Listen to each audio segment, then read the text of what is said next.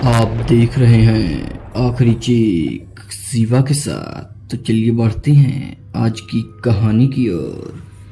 दोस्तों, हादसे सभी के जीवन में होते हैं, लेकिन उस रात मेरे साथ बस में जो हुआ मैं वह आज तक नहीं भूल सका हूँ। तो दोस्तों, उस रात बस में यात्रा करते समय सब कुछ ठीक ठाक ही चल रहा था। अभी बस स्टॉप से चले हुए लगभग आधे घंटे ही हुए थे कि बस अचानक से मुंगेर के जंगल के बीचों बीच रुक जाती है और उस बस पर एक औरत और एक लड़का चढ़ता है। वे दोनों चुपचाप से आकर मेरी पीछे वाली सीट पर बैठ जाते हैं। रात काफ़ी हो चुकी थी, जिस कारण मुझे नींद भी आ रही थी, लेकिन वे दोनों मेरे पीछे बैठकर कुछ बातें कर रहे थे। वे दोनों किसी दूसरी भाषा में बात कर रहे थे जो कि मेरी समझ में नहीं आ रहा था। अब बस मुंगेर जंगल के आखिरी छोर पर पहुंचने ही वाली थी कि तभी बस फिर से रुक जाती है और जब मैं पता करता हूं तो बस का पिछला टायर पंचर हो चुका था। बस को बनने में अभी आधे घंटे का समय लगने वाला था, इसलिए मैं बस से नीचे उतर जाता हूँ। और दिसंबर का महीना भी चल रहा था। अब बाहर खड़े रहने के कारण मुझे ठंड भी लगने लगी थी, इसलिए मैं अपनी जेब से सिगरेट का एक पैकेट निकालता हूँ और उसमें से एक सिगरेट जलाकर पीने लगता हूँ।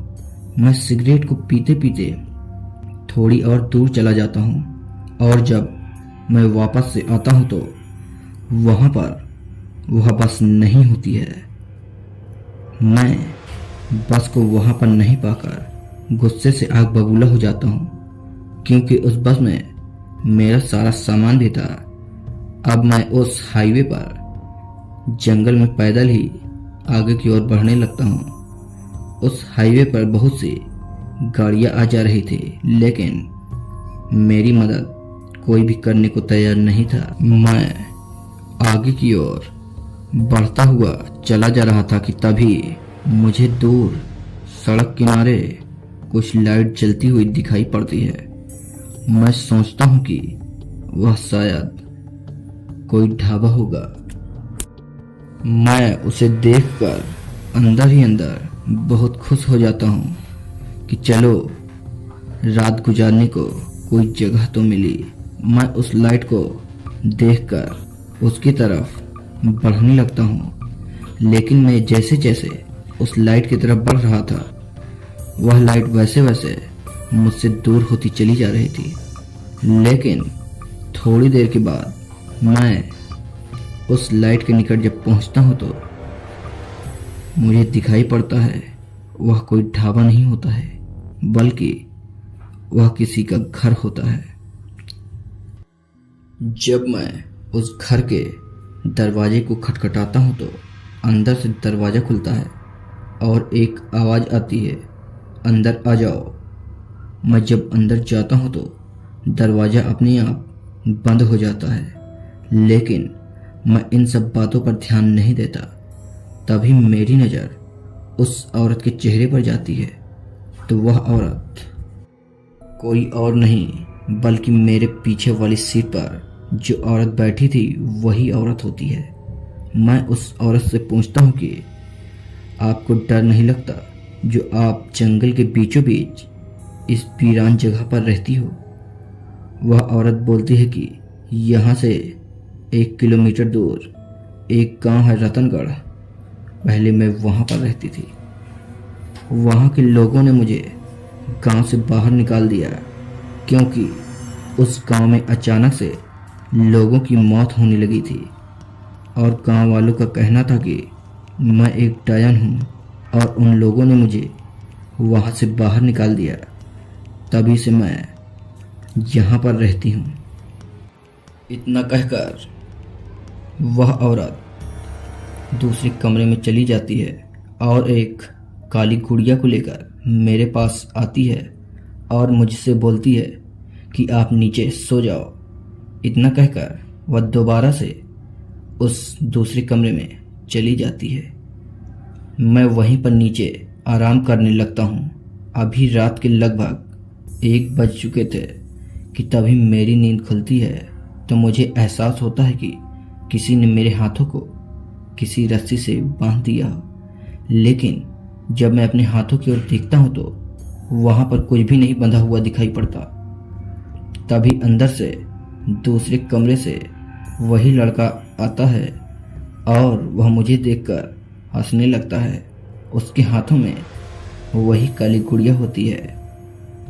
मैं उस लड़के से पूछता हूँ कि तुम लोगों ने मेरे साथ क्या किया।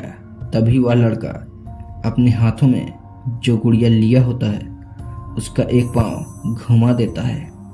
उसका पाँव घूमते ही मैं दर्द के मारे कराहने लगता हूँ। वह जैसे जैसे गुड़िया को करता था वैसे वैसे मेरे शरीर के अंग टेढ़े होते थे और जब मैं चिल्लाता था तो वह लड़का जोर जोर से हंसता था। मैं दर्द के मारे कराह रहा था कि तभी अंदर से उस औरत की आवाज़ आती है।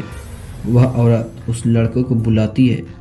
वह लड़का उस काली गुड़िया को वहीं पर छोड़कर चला जाता है। मैं उस गुड़िया के पास रेंगते हुए पहुंचता हूं और अपने दांतों से उस गुड़िया के बांधे हुए हाथों को खोलता हूं। जैसे ही उस गुड़िया का हाथ खुल जाता है, अब मेरा भी हाथ खुल चुका था। मैं उस गुड़िया को लेकर वहां से भागता हूं और भागते भागते बहुत दूर निकल जाता हूं। तभी मुझे एक बस स्टॉप दिखाई पड़ता है और मैं वहां पर खड़ी बस में जाकर बैठ जाता हूं और थोड़े टाइम के बाद मैं घर पहुंच जाता हूं और सुबह होते ही मैं उस गुड़िया को लेकर एक तांत्रिक के पास जाता हूं। वह तांत्रिक गुड़िया को लेकर कुछ मंत्र बुदबुदाता है और उसके बाद उस गुड़िया को जला देता है। तो दोस्तों, उस रात का वाकया याद करके आज भी मेरे रोंगटे खड़े हो जाते हैं। अगर आपको हमारी कहानी पसंद आए तो हमारे चैनल को जरूर सब्सक्राइब करें। धन्यवाद।